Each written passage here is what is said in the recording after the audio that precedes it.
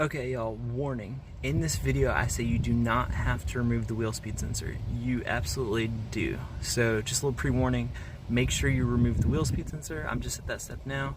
And disregard me saying you don't have to remove the wheel speed sensor because you do. All right, let's get on with the video. As always, don't forget to check the video description down below for the best price on parts and tools I use in today's project. Today, we got a 2016 Nissan Sentra. I believe this is an SR, and I believe it's the same as a regular Sentra. And I'm going to be changing the front wheel hub assembly on the passenger side. Let's check it out.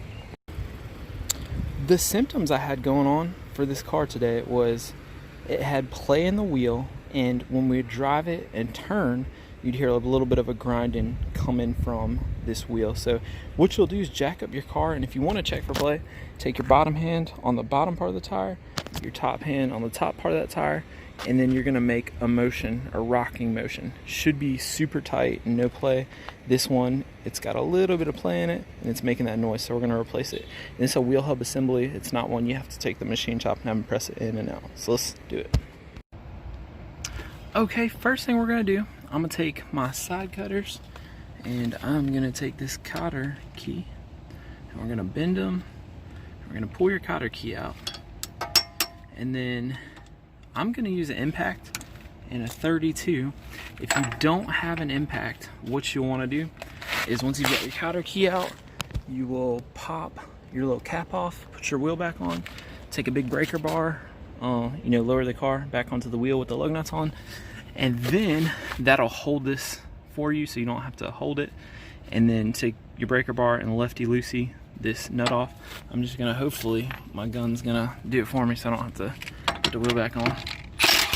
Yep, no problem. So it's a Milwaukee 1/2-inch gun, amazing. Just bust stuff off, and I'll have a link below in the video description for one of these. And gotta make sure you get your little ring out, and then we're gonna might be able to get by with just taking the brake caliper bolts off. There's one there, and those look like 19s maybe. And I'm gonna take that off and then kind of set this guy off to the side, and he's gonna hang, but you never want to just hang it. We're gonna see if we can stick it down in there. If not, we might have to zip tie it up or something. Okay guys, it was a 19, and for whatever reason these bolts are on really tight, maybe because it's like newer and they put them on tight from the factory. So what I did is I set my little ratchet here up just like that, and I came from the front side and just kind of kick it at the bottom of that ratchet to break it loose. Always make sure you use jack stands with your jack to prevent the car from falling on your leg and just killing your leg. So once you get that off and that off, we'll kind of pull this off, and then we'll pull this rotor off, and then we'll be looking at our wheel hub. And this is what our new one looks like. That's the wheel hub assembly. All right, now we've got our caliper off, and he just slid down once I got those two 19s off. And now this rotor will just slide right off. Set them off to the side, and I'm gonna try and do it without zip tying it because I don't like to get zip ties. But if it starts to fall, we'll zip tie it up there. Now we are looking at our wheel hub assembly. Here's our new wheel hub assembly. And I think we can get by without taking the wheel speed sensor off as well, because I don't see anything that would pull on the wheel speed sensor. Sometimes there'll be a little cutout for the wheel speed sensor, and if you don't take the wheel speed sensor out, you'll break your wheel speed sensor. I guess if I break my wheel speed sensor, we'll see here momentarily. But I think it'll be fine. I think it'll clear. Like I said, I'll let you know. Next thing I did, y'all, I took my big old breaker bar 3/8 ratchet kind of tool and took a 17, and you're gonna have a bolt in there, and these have already been backed out. You're gonna have a bolt there, you're gonna have a bolt down there, and you'll see I broke this one loose. And now I got that one out, and next, we're gonna take our big old 4-pound hammer and just beat the tar out of it. And then, like I said, if there's a wheel speed sensor problem, I'll let you know. You don't do it until you've heard I say, hey, it's good. Your wheel speed sensor is gonna be A-okay. Alright, and with just a couple taps, mine came off super easy. Sometimes you might spend 10 minutes beating the tar out of it, spraying PB Blaster on it, but this was not too bad. Also, the axle. If you saw one of the videos like a month ago, I couldn't get the axle to unbind from the wheel hub, and this one just kind of pushes out.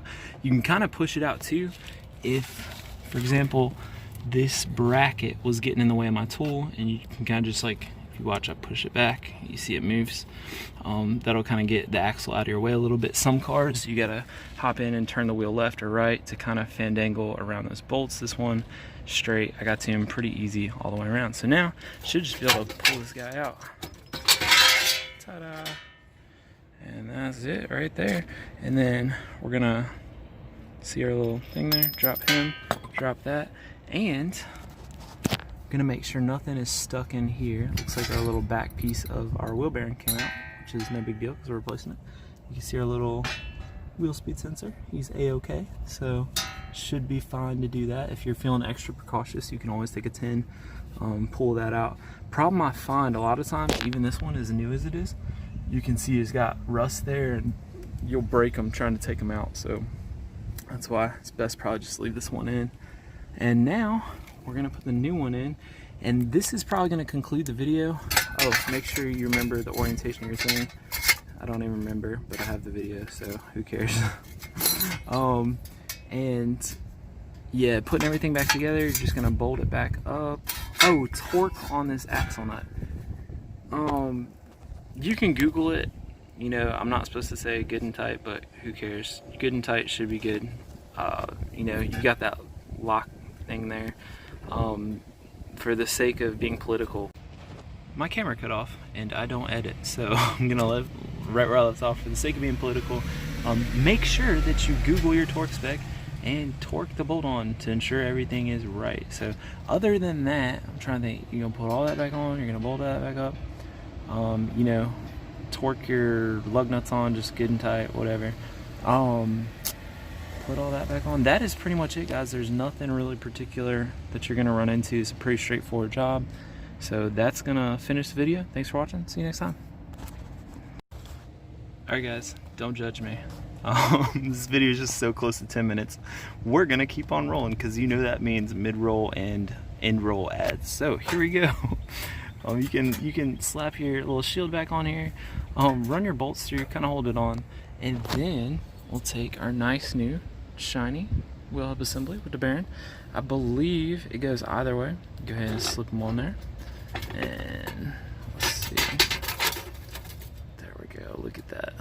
Look at that extra ad money, going the extra mile. Here we go. All right. This is hard to do one-handed. Now I'm gonna take two hands. I'm gonna take my little electric ratchet. I'm gonna run them in. Oh, this is something helpful. Make sure you don't just run one all the way in because it might get in there cockeyed. Just kind of go here and then down there and just make it go in evenly, and then run them all down and then snug them and tighten them up. And guess what I discovered, guys? You do have to take the wheel speed sensor off. Don't worry, I'm gonna put a pre-roll thing saying, warning, I say this, but you really gotta do this. But you already have seen that because you're watching the video now. So I'm gonna go ahead and take my little guy off and hook it up, and then we'll go from there. All right, let's keep reviewing this. So this wheel speed sensor did come out pretty easy. Put it back in there pretty easy. Take your little 10mm, stick them back in there. There you go. That's what it looks like going in. Too bad you didn't get to see it coming out. And we're gonna tighten that. And then we're gonna take our little ring here. This, for me, the blue part was on the back side, so I'm gonna put it on the way it came off, like so. And take this, and I'm gonna snug it on there. I'm just gonna ram it on there with my gun, and that's gonna be tight enough. So there we go. Where's my gun? There it is. Alright, looks like we need 45 more seconds. Oh, and there goes my breakout. Let's get that guy back up. This little fall's not gonna hurt nothing.